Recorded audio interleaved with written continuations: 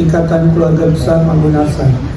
Kami memohon kepadamu, ya Allah, agar Engkau memberkahi pertemuan kami dan menjadikannya sebagai sarana mempererat tali silaturahmi di antara kami.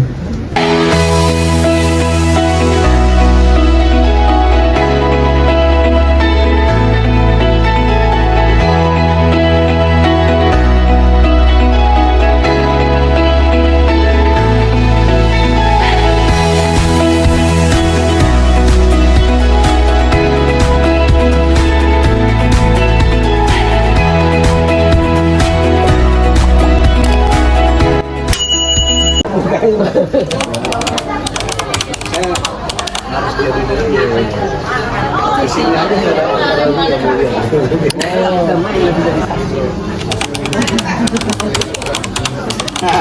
Berarti 5 sama 2 nih? 5 dan 2. Tiga.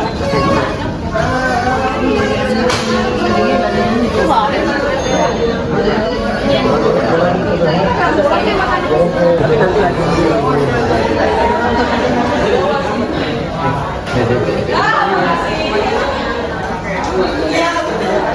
Seperti itu ya.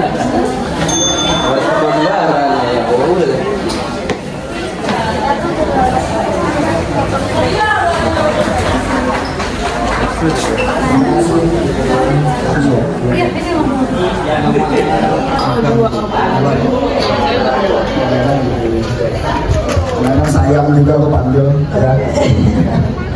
Baik, tadi sebelum saya lupa, anak-anak pahlawan nasional itu ada satu yang belum saya sebut juga, cucu bahkan ya, itu Ki Joni, Ki Indriono. Ini saya terima kasih banyak. Ini adalah cucu pahlawan nasional juga dari Eyang HR Muhammad. Ya, nanti kita akan lihat juga videonya.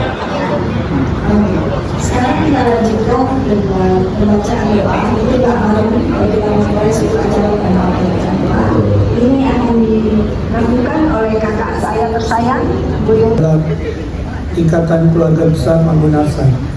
Kami memohon kepadamu, ya Allah, agar Engkau memberkahi pertemuan kami dan menjadikannya sebagai sarana mempererat tali silaturahmi di antara kami. Syukur kepadamu, ya Allah, atas kesehatan dan keberkahan pada kami semua, sehingga kami bisa hadir pada hari ini, ya Allah, dan berpegang teguh pada ajaran agama. Ya Allah, berikanlah kelancaran pada acara hari ini yang penuh rasa kekeluargaan, persaudaraan, rasa damai, dan rasa tentram, seperti yang dicita-citakan oleh Eyang Mangunarso bagi anak keturunannya, untuk selalu bersama untuk melestarikan simbol kekeluargaan. Ya Allah, mohon berkah-Mu dalam pekerjaan, pendidikan, usaha, dan sebagainya.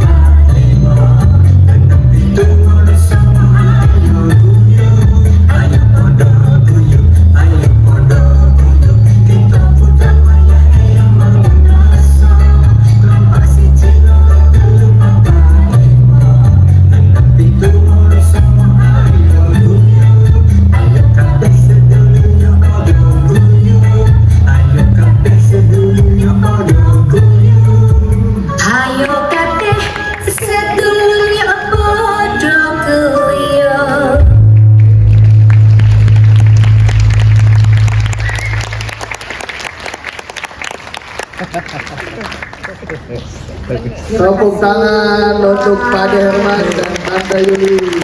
Gak main-main nih. Ini berat itu. Langsung diperkirakan didirikan Eyang Mangunarso sekitar tahun 1830 dan direnovasi beberapa kali. 1974 di dalamnya waktu itu ditemukan mata uang dalam bentuk koin di dekat salah satu soko guru, yaitu tiang penyangga pendopo arah tenggara. Koin tersebut bertuliskan tahun 1830. Joglo ini berjenis Sakria Pinayungan yang masih dipertahankan keasliannya. Pinayungan itu kira-kira artinya diayomi atau dilindungi sesuai dengan pesan-pesan yang ditinggalkan oleh Eyang Mangunarso. Dan joglo ini seperti rumah joglo yang ada di Tegalsari, Ponorogo, yang diberikan Pakubuwono II kepada Kiai Muhammad Besari atas jasa-jasa beliau. Menurut komunitas pencinta rumah joglo yang pernah mengunjungi Balerejo, rumah joglo Satrio Pinayungan yang asli hanya ada 3 unit di Indonesia. Tepuk tangan. Tepuk tangan. Kita punya keluarga, kita punya satu dalam hati. Mari kita sama-sama melihat podcast Eyang Mangunarso and the Legacy of Balerejo. Sebelumnya aku mau info dulu bahwa podcast ini Tante, kita akan lihat previewnya aja. Ya. Edisi lengkapnya nanti kita akan upload di YouTube-nya keluarga Mangunarso. Nanti kita akan info selanjutnya. Iya. Gitu. Ini kepanjangan soalnya. Soalnya. Ya. Soalnya menarik banget sih ininya. Banget. Dan Podcastnya. harus kenal. Kalau Ya. nggak kenal nggak sayang. Betul. Ntar nggak main juga ke Balerejo ya. Betul. Kita lihat bersama. Jangan lupa simak, ada kuisnya. Ya. Dalam Gede, Desa Balerejo, Kecamatan Kebonsari, Kabupaten Madiun, 15 km dari Kota Madiun.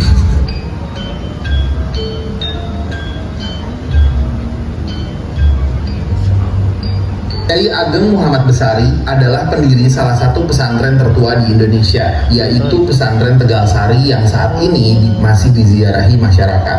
Kiai Ageng Muhammad Besari mempunyai 9 orang putra dan putri, yang nomor 8 adalah wanita yang kemudian menikah dengan Kiai Muhammad bin Umar, seorang kiai dari Banjarsari. Kiai Muhammad bin Umar ini mempunyai 6 orang putra-putri. Yang nomor 3 adalah Kiai Muhammad Bailawi dari Giripurno Magetan.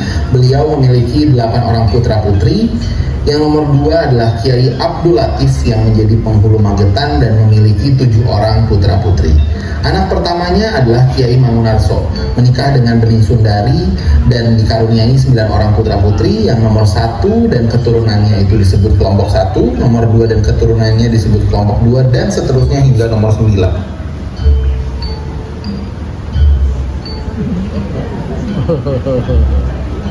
Selamat sore Bapak. Selamat sore. Bapak siapa nih kalau saya boleh tahu? Aku Wismedi dari kelompok 3. Jadi kalau dari nomor induk keluarga itu 3924. Jadi kebetulan Eyang Mangunarso itu nama aslinya Imam Durian. Itu kurang lebih kelahiran tahun 1810. Berarti kalau ketika ada Gen Z nih, milenial yang nanya, Pak Dedi, sebenarnya kayak apa sih Eyang Mangunarso ke generasi-generasi yang lebih muda? Kalau Eyang Mangunarso mungkin lebih tepat sebagai ulama di daerah gitu. Waktu Eyang Mangunarso mendapatkan hak perdikan untuk di Desa Balerejo itu karena Eyang Mangunarso ditugaskan sama Eyang Bailawi, lebih dekat ditugaskan sama Eyang Bailawi untuk mewakili menyelesaikan perselisihan di Kasunanan Solo. Itu gimana ceritanya? Eyang Mangunarso itu posisinya sebagai salah satu yang mewakili mandat dari Eyang Bailawi untuk menyelesaikan perselisihan yang ada di Solo. Waktu itu mungkin ada masalah yang sifatnya zaman dulu tuh udah ada yang Islam garis keras dan segala sesuatunya. Nah, Eyang Mangunarso pada posisi untuk menyelesaikan itu. Oh. Nah, Eyang Mangunarso itu dengan jasanya mendapatkan hak untuk di desa Balirjo ini untuk sebagai perdikan juga, gitu. Karena melihat Eyang Mangunarso itu cukup mungkin tampan dan segala sesuatunya, itu mungkin terus raja punya keinginan supaya ini menjadi bagian dari kekuatan Kasunanan. Makanya diharapkan menikah dengan keturunan dari Pak PB juga, gitu, Pak Kubono juga. Nah, cuma Eyang Mangunarso itu tidak berkenan dengan posisi itu. Oh, malah tidak berkenan dengan posisi tersebut. Iya, karena dengan Eyang Bening Sundari ini sebelum menikah dengan Eyang Mangunarso punya keinginan bahwa dia tidak mau diikat sebagai bagian dari keluarga kerajaan. Oh, karena Tapi yang Mangunarso ini punya syarat bahwa dia tidak mau menikah kalau dengan keturunan dari pihak raja, kerajaan, keraton, gitu. Nah, makanya yang Bening Sundari ini diambil anak oleh bukan keluarga keraton untuk agar bisa menikah dengan Eyang Mangunarso. Jadi catatan yang penting di sini adalah Eyang Mangunarso adalah ulama yang kepingin mengabdi ke masyarakat dan menjadi bagian dari masyarakat. Dan di situ juga mengajak Eyang Bening Sundari yang bagian dari kerajaan untuk menjadi bagian dari masyarakat, mengabdi menjadi masyarakat. Nah, ini kita akan menyaksikan satu video. Ini ada Bu Yun akan menjelaskan beberapa hal tentang Desa Balirjo dan mungkin isi juga. Tukar tua ini Tubaron.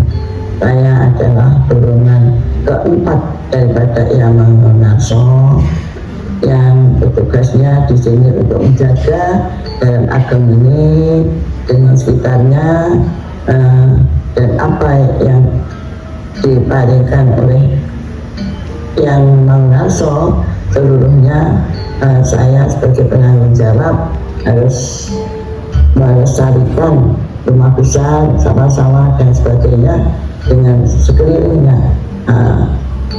harus dengan penduduk sekitarnya dan sebagainya. Eyang Mangunarso meninggalkan warisan yang sangat berguna bagi anak cucu saya sampai sekarang, yaitu rumah besar ini, makam, syariat, makam dan syariat, masjid, sawah-sawah, juga cara pertanian, bagaimana untuk mengelola dan sebagainya sampai sekarang itu terus masih dilaksanakan dengan baik. Karena Eyang Mangunarso bertujuan untuk memberikan dulu sawah-sawah untuk pendereknya semua, sehingga anak jadi jangan sampai tidak punya hasil. Saat ini saya ada di tengah-tengah pendopo dalam ageng, makanya ada soko guru yang 4 ini yang punya masing-masing punya arti. Yang sebelah timur, sebelah tenggara itu keagungan, terus sebelah barat daya itu ketenangan, terus sebelah barat laut itu ketertiban, sebelah timur laut adalah perdamaian. Lanjutkan apa yang disampaikan Bu Yun tentang warisan berupa sawah di Balirjo. Yang kami tanam adalah padi benih seluas kurang lebih 18 hektar. Hasilnya adalah gabah benih yang dengan melalui suatu proses teknis dan sertifikasi kami jual kepada pemilik sawah atau petani-petani atau distributor gabah benih. Nah, ini kenapa kami menanam padi benih? Yang kami dengar dari pendahulu kami, ini merujuk kepada filosofi benih, bahwa sebutir benih itu adalah cikal bakal kehidupan, harus dirawat. Jika konteksnya adalah padi benih, diberi pupuk yang cukup, dilindungi dari hama, agar menjadi benih yang unggul dan setelah ditanam lagi akan menghasilkan beras kualitas baik untuk dikonsumsi. Ini seperti halnya manusia sejak di kandungan mendapat nutrisi yang cukup, diberi pendidikan moral dan akademis agar menjadi manusia yang unggul. Dalam mengelola sawah warisan ini, kami melibatkan sejak dulu melibatkan warga desa Balairejo sebagai mitra kerja yang saat ini berjumlah 65 orang. Katakanlah kami sebagai pemilik sawah, mereka adalah penggarap. Nanti ada sistem paron atau bagi hasilnya. Jadi lahan warisan yang ini selain hasilnya untuk perawatan dalam ageng, tapi juga sebagai mata pencarian warga desa. Dan yang tidak kalah pentingnya, kita sebagai keturunan Eyang Mangunarso, pendiri desa Balairejo ini, dengan menjadikan warga desa sebagai mitra kerja, kami tetap menjaga tali silaturahmi dengan mereka. Oke, terima kasih Pak Dedi. Oke. Semoga ini jadi salah satu jadi salah satu wake up call lah untuk generasi-generasi yang muda gitu. Dan untuk itu ada juga nih generasi muda yang mau ngisi juga untuk video ini juga, namanya Sekar. Nanti akan ngomong apa sih sudut pandang dia dari Gen Z dan angkatan dia soal Mangunarso legacy ini. Pelestarian rumah dalam apung juga dapat dilakukan tidak hanya secara fisik, namun cara ilmu juga, yaitu dengan pemberian edukasi kepada anak-anak muda dan pesan terkait sejarah dari rumah ini dalam bentuk komik, dalam bentuk cerita fiksi, atau video dokumenter yang dapat diterima lebih mudah dan juga lebih menarik dan dapat di-enjoy oleh kalangan muda. Kemudian selain untuk generasi muda Mangunarsan, pelestarian secara sejarah juga dapat dilakukan ke orang-orang yang tinggal di sekitar dalam kulon, yaitu dengan misalnya bekerja sama dengan pemerintah desa untuk melakukan acara-acara atau hari-hari besar di sini, karena rumah itu bukan rumah tanpa adanya kehangatan akan interaksi orang-orang di dalamnya. Jadi semakin banyak orang yang merayakan dan membudidayakan rumah ini, maka akan terasa lebih hangat dan akan lebih melestarikan. Salam Mangunarso.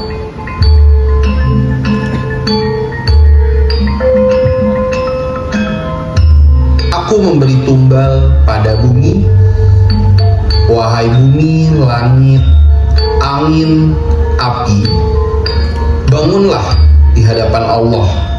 Balai Pendopo Balairejo aku beri tumbal untuk anak cucu turunan Mangunarso, agar supaya mempunyai jiwa satria, perwira, dan jiwa agung yang dipancarkan kekuatannya dari Balai Pendopo Balairejo. Wahai bumi, langit, angin, api, harap semua kekuatanmu ditumpahkan dan bersemayam di Balai Pendopo. Kun fayakun, kun fayakun, kun fayakun.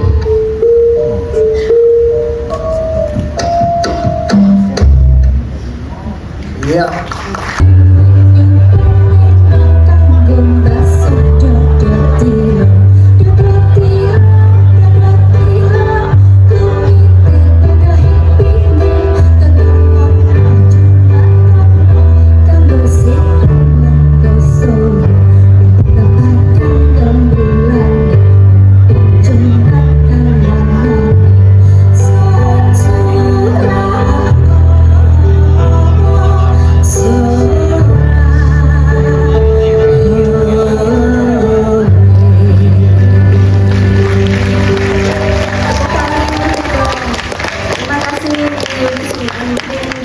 Terima kasih, ini penyanyi andalan Mangunarsan ini. Jebolan Mangunarsan. Berikut merupakan profil Eyang kita Sultan Syahrir dengan beberapa perjuangan juga pencapaian beliau selama hidupnya. Halo keluarga semuanya, selamat datang di podcast family mungkin ya, karena kita di sini membicarakan soal keluarga kita, menceritakan banyak hal yang menarik nih dari keluarga. Kebetulan di keluarga kita ada tokoh-tokoh yang bisa dibilang besar banget di Indonesia. Diminta nih karena saya bukan ahli sejarah, bukan juga ahli-ahli dalam hal lain lah gitu, karena saya memang dalam dunia pendidikan dan saya ada di sini karena saya adalah anak dari Sultan Syahrir, Perdana Menteri pertama Republik Indonesia, gitu kira-kira.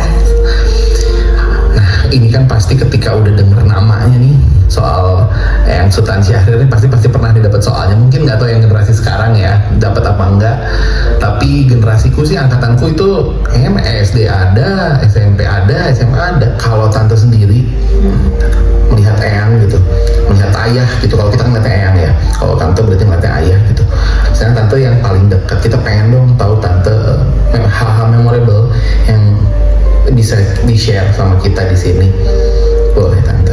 Ya sebenarnya sih saya dan ayah benar-benar hidup dalam satu keluarga yang intens bertemu, karena sebelumnya selalu dalam tahanan.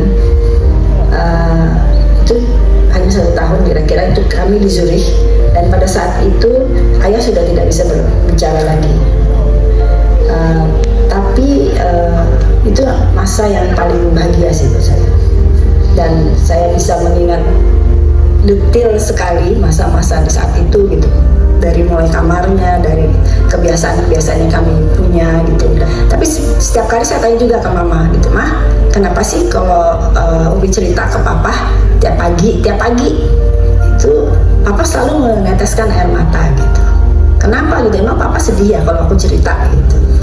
Terus mama bilang enggak Pi, itu papa justru sedang senang sekali gitu, tapi kan papa udah nggak bisa bilang, udah nggak bisa kasih tahu, jadi itu adalah air mata kebahagiaan papa. Bagaimana Indonesia bisa diakui dulu artinya mau diterima untuk melakukan suatu ini. Karena kalau dianggap pemimpinnya kolaborator Jepang, gak akan ada yang mau. Jadi harus ada satu strategi yang diambil untuk bisa masuk nih dulu negara kita supaya bisa duduk masuk di situ. Perundingan mulai dari Hokkaido, dan yang menurut saya yang kedua adalah yang penting, yaitu perundingan Linggajati. Perundingan Linggajati itu banyak dikecam dan banyak ya dianggap kecil lah gitu dalam sejarah. Mungkin orang baca sekilas gitu. Kalau menurut saya gitu, itu adalah suatu stasiun kecil yang sangat penting, karena dari situlah kereta negara kita, bangsa Indonesia, negara Indonesia berjalan menuju stasiun-stasiun besar, di mana kemudian diakui bukan hanya secara de facto, de jure juga oleh negara-negara lain. Tante, kan aku juga dapat info bahwa Eyang Poppy juga pernah menerima bintang Mahaputra. Itu sebagai apa, Tante? Karena dia juga berjuang. Jadi itu sebetulnya tuh sebelum pada masa-masa perjuangan itu Mama juga ikut berjuang dan aktif dalam perjuangan gitu. Makanya dia juga diangkat, dan setelahnya juga dia aktif dalam KOANI, aktif dalam pemberdayaan perempuan gitu. Pengen bacain satu pidato dari Papa ya untuk pemuda. Jadi untuk yang generasi muda, ya, muda-muda nih. Boleh juga nih kita dengerin ya. Ini ditulis oleh beliau di Banjara Sikap di tahun 1950. Oke. Memang yang diperlukan oleh Indonesia muda itu sekarang adalah contoh kesanggupan dan kejujuran, supaya dapat dijadikan pegangan di dalam dunia, bahwa Indonesia pun mengenal putra-putranya yang besar oleh karena ketinggian budinya, yaitu beraninya atas dasar kebenaran. Putra dan pemimpin yang jujur dan sungguh serta selalu hidup dengan tanggung jawab yang sebenarnya, selalu mengukur pikiran dan tindakannya dengan nilai-nilai yang dijadikannya pedoman kehidupannya serta perjuangannya. Jadi memang itu tadi beraninya atas dasar kebenaran. Semoga pemikiran-pemikiran, nilai-nilai, sikap hidup ya dari Syahril itu bisa menjadi inspirasi, terutama bagi generasi muda. Yang Popi gimana sih Tante? Sebagai istri seorang pahlawan itu dari keluarga atau berarti mendukung juga nih journey-nya beliau gitu, gimana Tante yang Tante lihat? Boleh diceritain juga Tante? Ya kan tadi saya udah bilang bahwa Papa meninggal pada saat saya usia 9 tahun dan kakak saya waktu itu baru 8 tahun. Jadi itu memang semua ini tuh lebih banyak disampaikan oleh Mama. Mama tuh bukan seorang yang menyampaikan kamu harus ini, kamu harus itu. Semua itu dicontohkan. Mama itu orang yang luar biasa sabar. Dan kalau bisa bayangkan nggak, pada saat itu kami merasakan dari kecil tuh usia 2 tahun tuh Papa sudah ditahan. Kami tuh harus ke Madiun naik kereta api ke Solo, yang ada di Solo, yang Saleh Manguningrat, Mangunarsan. Jadi kami ke sana, kemudian kami ke Madiun untuk melihat Papa di sana. Nah, tiap usia itu tuh kan Papa keluar masuk tahanan tanpa pernah diadili, tanpa pernah dibuktikan semua tuduhan yang disampaikan sampai akhir hayatnya. Dan pada waktu Papa meninggal di Zurich itu langsung diberikan pada hari yang sama, diberikan pengangkatan sebagai pahlawan nasional. Jadi kita berangkat ke Zurich pada saat itu ayah sebagai tahanan politik, pulang sebagai pahlawan nasional. Kami sebagai anak-anaknya mengalami suatu masa di mana ada kayak kemarahan, ada kesedihan, di mana ditanya kenapa gitu, kenapa kita bisa kehilangan seorang ayah yang turut berjuang untuk kemerdekaan ini, Indonesia, bangsa ini, dan tidak pernah memikirkan dirinya, tidak pernah memikirkan keluarga maupun kelompoknya, tidak berjuang untuk kekuasaan maupun harta, itu bisa ditahan dan dituduh tanpa pernah diadili sampai akhir hayatnya, kemudian diangkat sebagai pahlawan nasional. Itu satu gejolak psikologis yang luar biasa. Jimpir. Karena ibu saya itu luar biasa.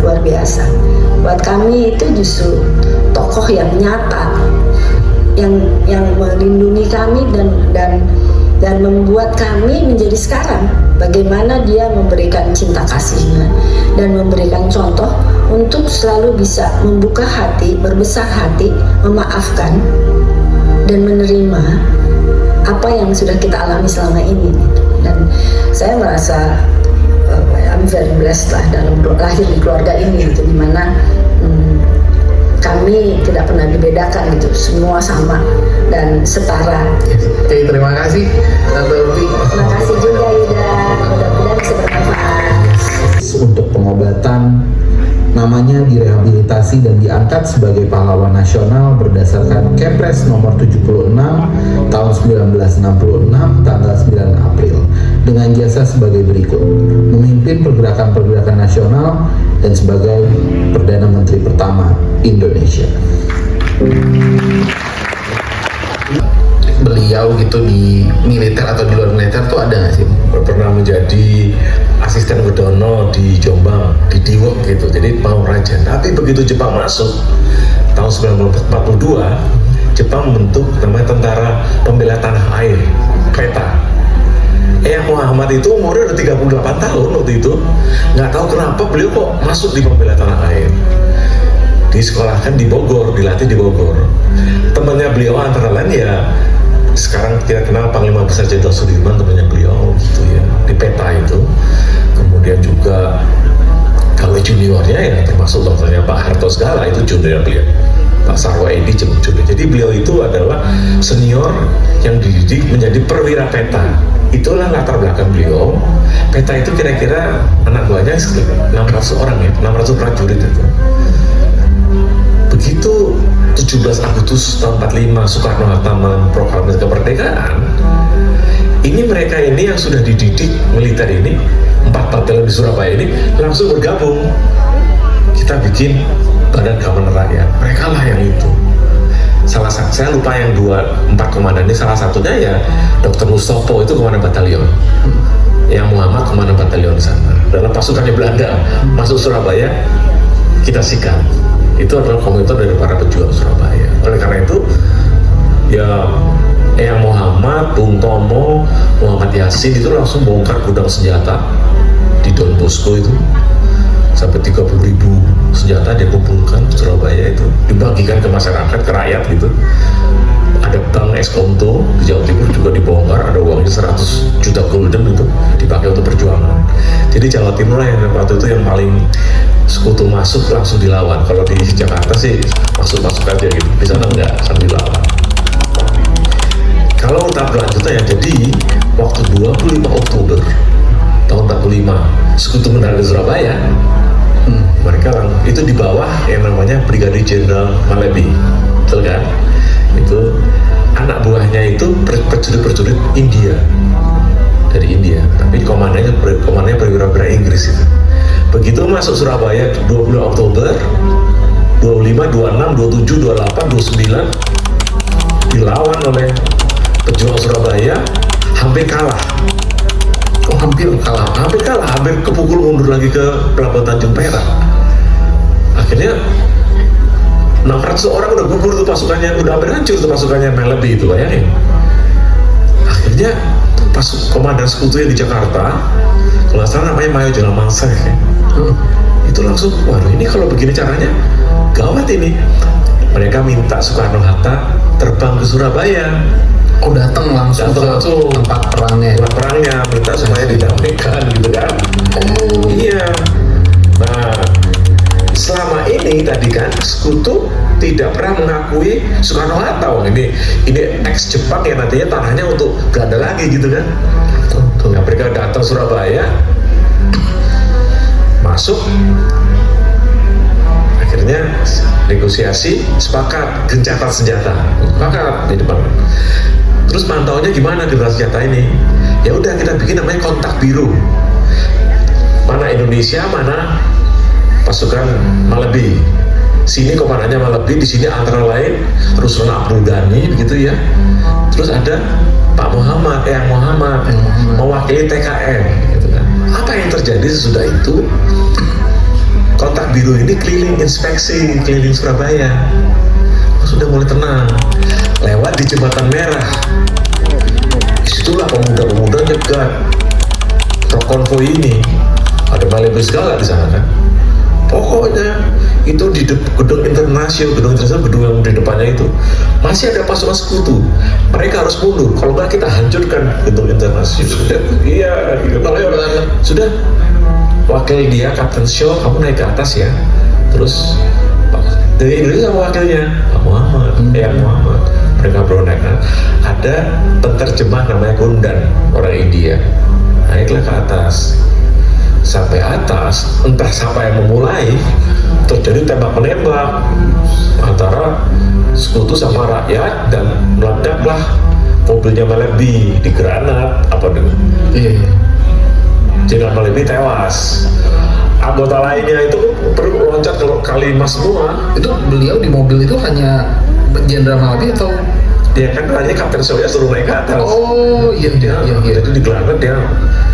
Mungkin pertanyaannya kalau maunya jenderalnya keliling-kelilingnya kan tewas dia, begitu tewas. Kapten Soya dia harus bilang ini sekutu kan marah besar, Surabaya akan dihancurkan dari darat atau dari udara.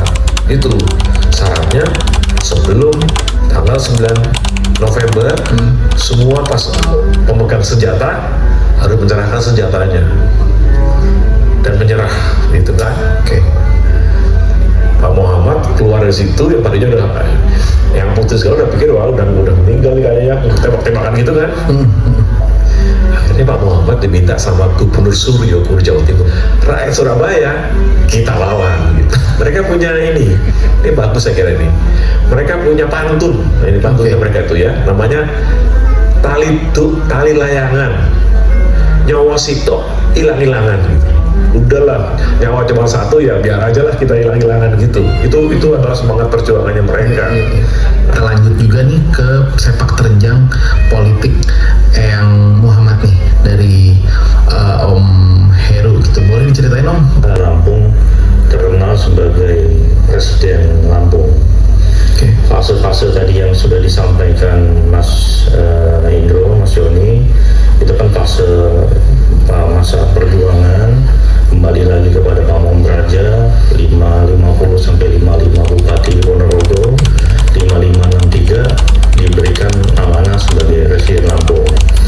Perjuangan HR Muhammad ini ditunjuk menjadi Presiden Lampung tidak lain adalah untuk mengawal, karena pada saat itu ada rasionalisasi TNI dan masyarakat yang tadinya mengangkat senjata kembali menjadi masyarakat sipil. Ada kelompok namanya CTN, Korps Cadangan Nasional pada saat itu yang memilih untuk melakukan transmigrasi ke Lampung. Oleh sebab itu Pak Muhammad pada saat itu ditunjuk oleh Kementerian Dalam Negeri menjadi Presiden Lampung. Pak Muhammad sebagai Pamong Praja di sana adalah bagaimana mengawal transmigran yang tadi punya background biasa mengangkat senjata ini menjadi masyarakat sipil yang tertib lah secara administrasi gitu. Presiden ini selain santri juga punya background militer yang cukup, dan memang juga tadi yang disampaikan Mas Joni, background awalnya sebelum menjadi militer adalah Pamong Praja juga. Jadi secara administrasi pemerintahan beliau sudah sangat memahami tugas dan fungsinya pada saat itu. Penasaran nih dari Om Joni dan Om Heru itu, kayak menjadi bagian dari pahlawan itu sendiri gimana sih maknanya buat bapak-bapak? Mungkin bisa dari Om Heru dulu. Bagi kita yang muda-muda ini merupakan semangat yang patut dicontoh ya, perjuangan yang Muhammad, karena begitu banyak jasanya beliau terhadap kemerdekaan Republik Indonesia, sampai juga setelah masa kemerdekaan masih juga diberdayakan sebagai salah satu pemersatu di Lampung. Merintis juga tahun 64 Lampung berpisah dari Sumatera Selatan menjadi provinsi. Nah itu kan akhirnya sampai dianugerahi menjadi pahlawan Lampung pada saat 8 November 2012. Jadi yang ini punya gelar pahlawan daerah itu ada dua ya Mas ya, dari Jawa Timur dan dari Provinsi Lampung. Artinya yang paling utama dari semua itu kita semua punya saham terhadap adanya negara kesatuan Republik Indonesia. Itu yang utama. Yang juga pernah mendapatkan amanah mewakili Partai NU pada saat itu tahun 64 dan tahun 68 menjadi anggota DPRD Provinsi Lampung, dan di tahun 71 terpilih menjadi anggota MPR RI putusan daerah Lampung 8 bulan sebelum beliau wafat. Ya. Beliau adalah anggota MPR RI tertua. Jadi waktu itu pembukaan MPR RI bulan Maret 1988 itu selalu dipimpin oleh anggota tertua yang Muhammad ini perjuangannya dari awal sampai akhir. Dan nyawanya taruhan beberapa kali lolos. Ini nggak disampaikan ya, beliau itu disandra, ditembakin itu. Ini memang podcastnya benar-benar action sekali, full pack sekali ya, benar-benar yang Muhammad. Kalau dijadiin film, saya rasa mungkin filmnya full action ya. Baik, kalau gitu terima kasih kepada Om Joni dan Om Heru, terima kasih banyak. Berikut merupakan profil singkat dari host Cokro Aminoto. Selamat datang semuanya, kembali lagi bersama saya Yuda di podcast family ini. Masih bersama dengan sanak saudara keluarga. Ada Om Willy di sini dan juga ada putranya Dala. Saya dari keluarga Cokro Aminoto dan ini anak saya Dala. Om, mau dong Om denger cerita yang mungkin Om tahu supaya saudara-saudara juga tahu nih cerita dari Eyang Cokro. Nah, dari Eyang Cokro ya. Yes. Ya, Eyang Cokro ini dulu kecilnya itu termasuk boleh dibilang anak yang bandel. Jadi terutama di sekolah itu ya dia sering ngelawan guru. Tapi jangan diikutin karena hari itu beda ya, sekolah itu kan sekolah dari Belanda. Nah, yang memang Belanda itu membutuhkan orang-orang Indonesia sebagai nanti dipekerjakan di perusahaan-perusahaan Belanda, sehingga Belanda tidak perlu. Ini ada kejadian kakak beliau itu sama beliau dikurung sama pakai kurungan ayam. Terus beliau katakan, nah begini rasanya dijajah. Oke. Oh, ada filosofinya ternyata di filosofinya itu masih kecil, itu masih usia sekolah. Nah, ketika Om Willy cerita, yang dulu nakal, yang dulu melawan guru, yang dulu ini, artinya memperlihatkan bahwa ya kenakalan atau mungkin sifat kita yang lucu-lucu lah di masa muda itu tidak mendefine masa depan kita gitu. Maksudnya sekarang ya kan adalah bahwa sekarang Eyang juga jadi legend. Maksudnya Eyang habis itu melakukan banyak perubahan, banyak perjuangan. Karena jangankan guru, mertuanya aja dilawan. Oh ternyata kos-kosan.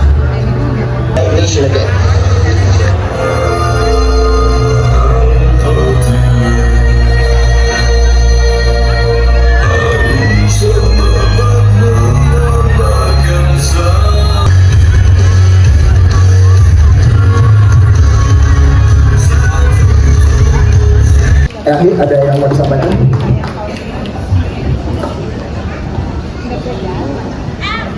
Atas nama Ikatan Keluarga Besar Mangunarsan, saya mengucapkan terima kasih dan penghargaan kepada saudara-saudara dan sahabat kami dari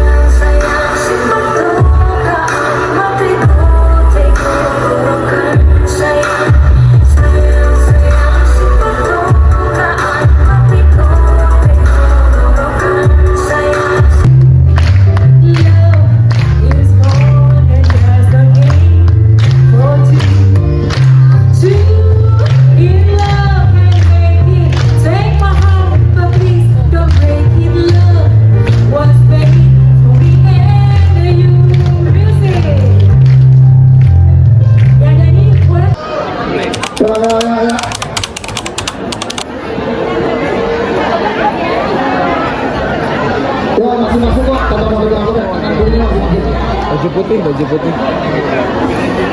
Ayo. Yuk.